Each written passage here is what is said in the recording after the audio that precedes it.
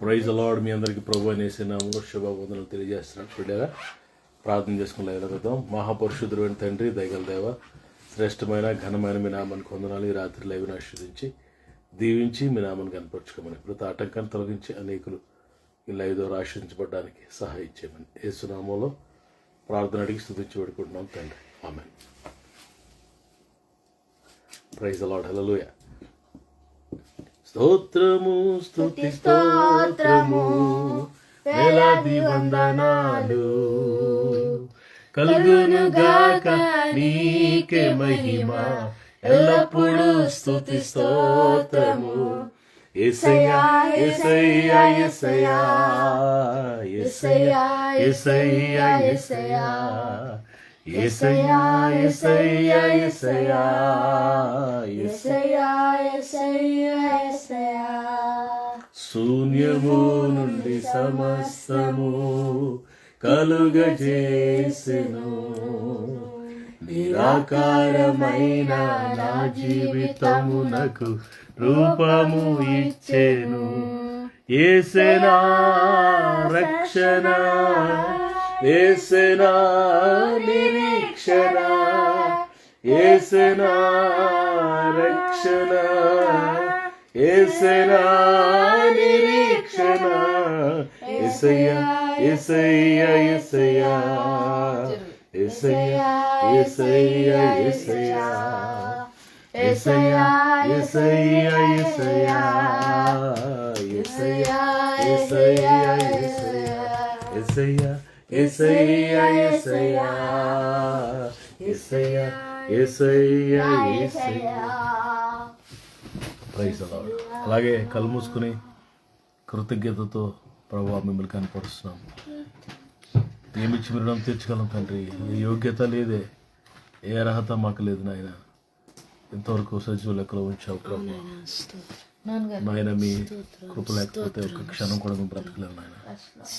Thank you lord. Thank you so much for your wonders, for your miracles. We love you Lord. We give you all the glory.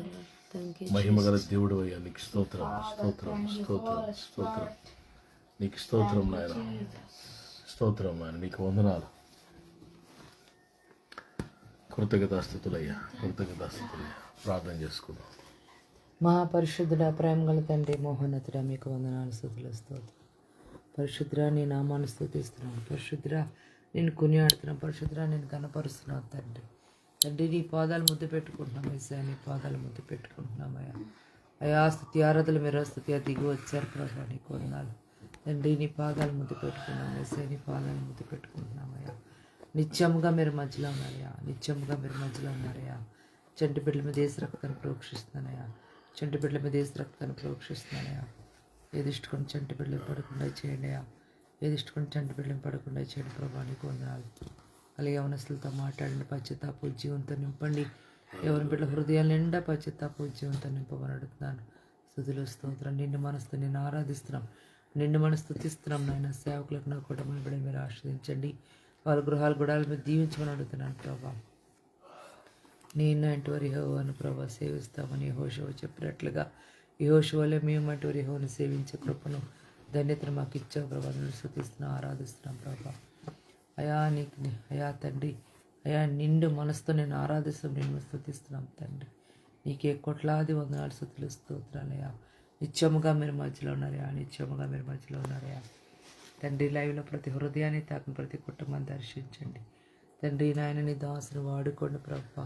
లైవ్లో ఎప్పుడైనా విడిచిపెట్టే ప్రతి కుటుంబాన్ని దర్శించి నీ దాసుని మాట్లాడి అభిషేకించండి తండ్రి. అలసటగా నీరసంగా లేకుండా మంచి ఆరోగ్యంతో నీ దాసుని నింపి నడినితర అధికారులకు మంచి ఆరోగ్యం దయచండి ప్రభా. నిత్యముగా మీరు మధ్యలో ఉన్నారయా, నిత్యముగా మీరు మధ్యలో ఉన్నారయా. బంధువులు స్నేహితులు దర్శించి మాట్లాడమని సహాయం చేయండి ప్రభా. తండ్రి, నీకే కోట్లాది వందనాలు, స్తుతులు, స్తోత్రాలు తండ్రి. నీ రాకడ చాలా సమీపంగా ఉందయ్యా. నీ రాకడ కొరకు మమ్మల్ని సిద్ధపరచండి అయ్యా. మేము సిద్ధపడుతూ అనేక మందిని సిద్ధపరిచే కృప దయచేయమని అడుగుతున్నాను తండ్రి. నీ వాక్యం మమ్మల్ని క్షమిస్తుంది, నీ వాక్యం బ్రతికిస్తుందయ్యా. ప్రతిరోజు నీ వాక్యం బ్రతికిస్తున్నాం. ఇది కేవలం నీ కృపే తండ్రి. వందనాలు తండ్రి. అయ్యా, మేము ఉంటున్న ప్రాంతాలు, పట్టణాలు, గ్రామాలు, తెలుగు రాష్ట్రాలని జ్ఞాపకం చేసుకుని శాంతి సమాధానంతో నింపండి. మా గృహాలని సన్నిధించిన వెలుగును ప్రకాశింపచేయండి అయ్యా. నీ సన్నిధి వెలుగుతో నింపమని అడుగుతున్నానయ్యా. నిత్యముగా మీరు మధ్యలో ఉన్నారయ్యా. నిత్యముగా మీరు మధ్యలో ఉన్నారు ప్రభా. నీకు వందనాలు. ఎవరైనా అనారోగ్యంగా ఉంటే వారిని సంపూర్ణంగా స్వస్థపరచండి అయ్యా. మమ్మల్ని స్వస్థపరచండి అయ్యా. నిరుద్యోగులకు ఉద్యోగాలు ఇవ్వండి అయ్యా. ఆర్థికంగా నలుపు సక సమృద్ధి ఇచ్చండి. నిరాశ నిస్పృహ సహాయం చేయండి ప్రభా. నీకు వందనాలు తండ్రి. వేసిన పేద బిడ్డల కొరకు ప్రార్థిస్తున్నాను. మంచి సదుపాయాలు కలిగజేయండి అయ్యా. పేద బిడ్డల కొరకు ప్రభా తండ్రి మంచి సదుపాయాలు కలిగజేయమని అడుగుతున్నాను. స్థుతులు నీ నామంలో అడుగుతున్నానయ్యా. ఏ స్నామంలో అడుగుతున్నాను సార్. నీకు వందనాలు స్తుతులు స్తోత్రాలు ప్రభా. ఈ జనవరి నెల అంతా మీ నామాన్ని హెచ్చిస్తున్నావు ప్రభా. మీ నామాన్ని కనపరుస్తున్నావు తండ్రి. ఈ జనవరి నెల అంతా కూడా ప్రభా మీ నామాన్ని హెచ్చించి మీ నామాన్ని కనపరిచే కృప దయచేయమనితో సహాయం చేయండి ప్రభా. నీకు వందనాలు తండ్రి. స్తుతులు స్తోత్రాలయ్యా. కోట్లాది వందనాలయ్యా. మీరు చేసిన మేలకి ఉపకారాలకి కోట్లాది వందనాలు స్థుతులు స్తోత్రాలు చెల్లిస్తున్నాం తండ్రి. ప్రతి చీకటిలో బంధిస్తున్న ప్రతి దురాత్మలు బంధిస్తున్నాను. సాతాను కట్టిన గోడలని మీరు కూల్చండియా. వడిత్ర శక్తులు లయపరచుకున్నట్టు ప్రతి చీకటిలో బంధిస్తున్నాను. ప్రతి దురాత్మ శక్తులు బంధిస్తున్నానయా. అయా సాతాను కట్టిన గోడలని మీరు కూల్చండియా. వడిత్ర శక్తులు లయపరచుకున్నట్టు తను స్తుతిస్తున్నాం, ఆరాధిస్తున్నాం తండ్రి. ఈ ప్రార్థన మీ సన్ని చేర్చుకోమని యేసునామములో అడిగి వేడుకొంచు ప్రార్థిస్తున్నాము తండ్రి. ఆమేన్ ఆమేన్. Praise Lord. హల్లెలూయా. మీ అందరికీ ప్రభు అయిన యేసు నామములో శుభ వందనాలు తెలియజేస్తున్నాను. దేవుని యొక్క వాక్యాన్ని జ్ఞాపకం చేసుకుందాం. ఆదికాండము 13వ అధ్యాయము 18వ వచనాన్ని చూద్దాం. అప్పుడు అబ్రాము తన గుడారమును తీసి హెబ్రోనులోని మమ్రే దగ్గరనున్న సింధూరు వృక్షములో దిగి హెబ్రోనులోని మమ్రే దగ్గర ఉన్న సింధూరు వృక్ష వనములో దిగి అక్కడ యెహోవాకు బలిపీఠమును కట్టాను. పిల్లలు, ఇక్కడ అబ్రహాం గురించి మనం చూస్తే అబ్రహాము తన గుడారాన్ని ఎక్కడ వేశాడంటే హెబ్రోనులో. హెబ్రోనుకు వచ్చిన తర్వాత చాలా సుదీర్ఘమైన ప్రయాణాన్ని ముగించుకొని కనాన్లోనికి ప్రవేశించాడు అబ్రహాము. పిల్లరా, కొన్నిసార్లు అబ్రహాము రాంగ్ రూట్లో కూడా వెళ్ళిపోయాడు. ఫిలిస్తీన్ దేశానికి, లేకపోతే ఐగుప్తులోకి వెళ్ళిపోయాడు. ఒకసారి చాలా ఇబ్బందులు, చాలా శ్రమలు, శోధనలు అనుభవించి ఆ తర్వాత హెబ్రోన్కి వచ్చాడు. హెబ్రోన్లో అబ్రహాం చేసిన గొప్ప పని ఏంటంటే హెబ్రోన్లోని యెహోవాకు బలిపీఠం అని కట్టాడు. ఈ బిల్టే ఆల్టర్ టు ద లార్డ్. ప్రభుకి ఒక బలిపీఠాన్ని హెబ్రోన్లో కట్టాడు. పిల్లల, మనం బలిపీఠాన్ని కట్టాలి అంటే ఎక్కడ కట్టబడుతుంది బలిపీఠం అని మనం ఆలోచిస్తే హెబ్రోన్లోనే. హెబ్రోను అంటే అర్థం ఏంటంటే సహవాసం, alliance with God, fellowship with God. సహవాసము, దేవునితో మనం కలిగి ఉన్న సహవాసంలోకి మనం వచ్చినప్పుడు ఖచ్చితంగా మన బలిపీఠాన్ని కట్టగలం. Everybody should build a altar. ప్రతి ఒక్కరు కూడా బలిపీఠాన్ని కట్టాలి. బలిపీఠం అంటే మన ప్రార్థనా జీవితానికి సాదృశ్యంగా అవర్ ప్రేయర్ లైఫ్. చూడండి, ఎప్పుడైతే సహవాసంలోకి మనం వస్తామో సహవాసంలోనే పిల్లల బలిపీఠాన్ని మనం కట్టగలం. కొరింథీయులకు రాయబడిన మొదటి పత్రికలోని 1వ అధ్యాయము 9వ వచనాన్ని మనం చూస్తాం. మన ప్రభు అయిన యేసుక్రీస్తు అని తన కుమారుని సహవాసం మిమ్మల్ని పిలిచే దేవుడు నమ్మదగిన వాడు. మన దేవుడు ఎందుకు పిలిచాడంటే, నమ్మదగిన దేవుడు ఎందుకు పిలిచాడంటే తన కుమారుడైన యేసు ప్రభుతో సహవాసం కలిగి ఉండాలి. Main motto of God regarding hour call is to have a fellowship with his son Jesus Christ. తన కుమారుడైన యేసు ప్రభుతో సహవాసం మనం కలిగి ఉండాలి. దాని కొరకే తండ్రి దేవుడు మనల్ని పిలిచాడు. యోహాను రాసిన మొదటి పత్రికలో మాట చూస్తున్నాం. 3వ వచనం, మాతో కూడా మీకును సహవాసం కలిగినట్లు మేము చూచిన దాన్ని వినిన దాన్ని మీకు తెలియజేయచ్చును. మన సహవాసం అయితే తండ్రితో కూడాను ఆయన కుమారుడైన యేసుక్రీస్తుతో కూడాను ఉన్నది. మన సహవాసం తండ్రితోని, కుమారునితోని, పరిశుద్ధాత్మ దేవునితో కూడా, త్రియేక దేవునితో మనం సహవాసము చేయబద్దులమైన హెబ్రోనుకు రావాలి. ఆ హెబ్రోన్కి ఎప్పుడైతే అబ్రహాం వచ్చాడో,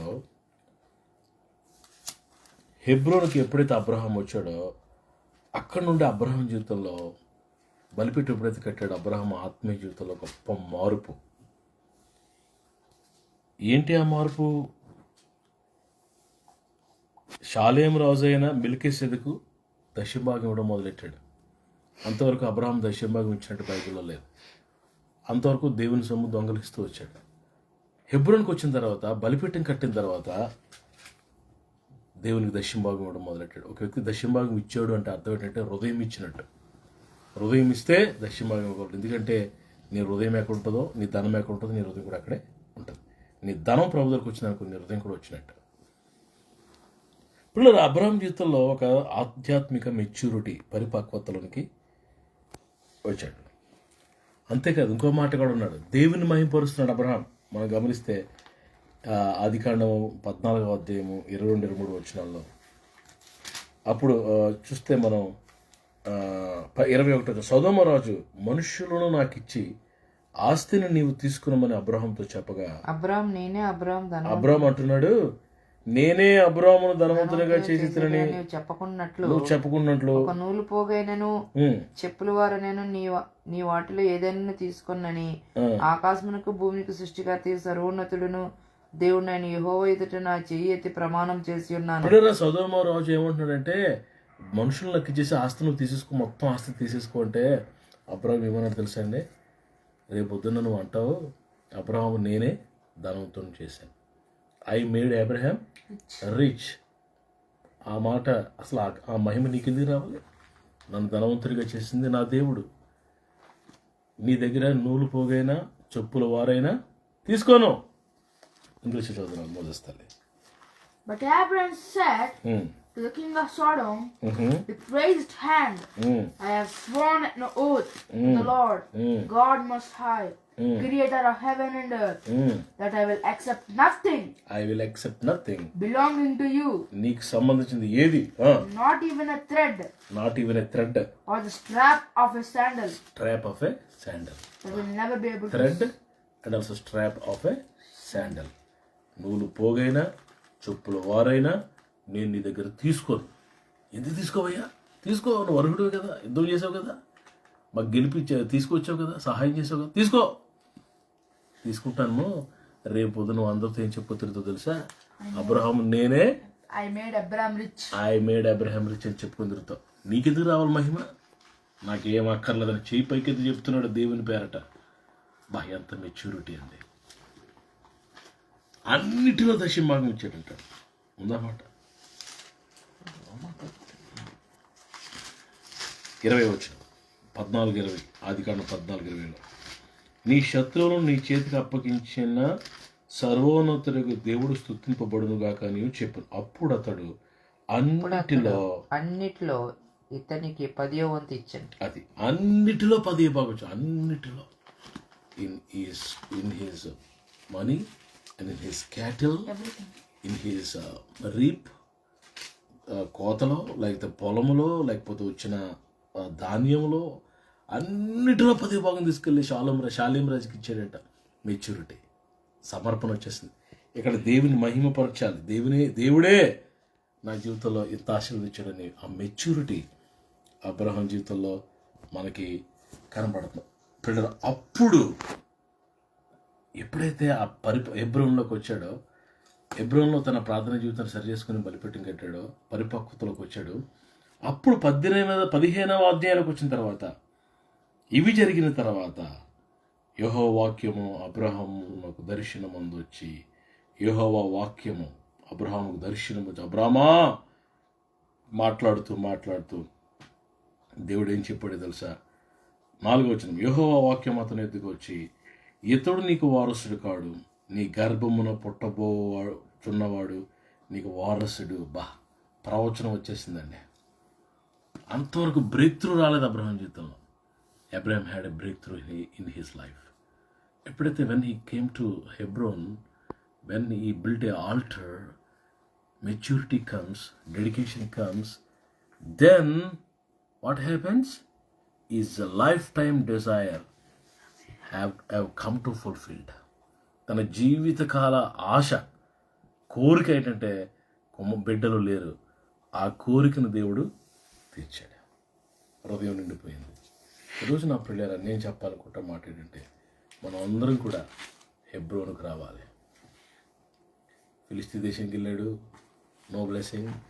ఈజిప్ట్కి వెళ్ళాడు, నో బ్లెస్సింగ్. యోర్దాను దేశం దాటుకుని వచ్చాడు, నో బ్లెస్సింగ్. కల్దీ దేశం నుంచి బయలుదేరాడు, ప్రామిస్ ఇస్ దేర్, ఎస్, వాగ్దానం ఉంది, దేవుని స్వరం ఉంది, అన్నీ ఉన్నాయి, బట్ నాట్ ప్రామిస్ ఫుల్ఫిల్డ్. ఆశీర్వాదం, వాగ్దానం ఎక్కడ నెరవేర్చు? ఎప్పుడైతే హెబ్రోన్కి వచ్చాడో, హెబ్రోన్లో బలిపీఠం కట్టిన తర్వాత సహవాసంకి వచ్చాడో, సరైన స్థలానికి, ఎస్, రైట్ ప్లేస్.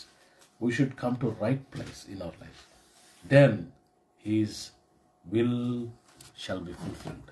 ఆయన వాగ్దానము నెరవేర్చబడుతుంది, ఆయన చిత్తం మన జీవితంలో నెరవేర్చబడుతుంది. ప్రభు ఈ మాటలు మీ జీవితంలో దీర్చునుగాక. మీ ప్రతి ఆశ దేవుడు తీర్చునుగాక. మీ జీవితంలో ప్రభు గొప్ప కార్యాలు జరిగించునుగాక. ఆమె ప్రార్థన చేసుకుందాం. మహాపరిశుద్ధుడు అయిన తండ్రి, దయగల దేవ, శ్రేష్టమైన ఘనమైన మీ నామానికి వందనాలు. ఈ రాత్రి మీరు ఇచ్చిన సందేశాన్ని బట్టి వందనాలు తండ్రి.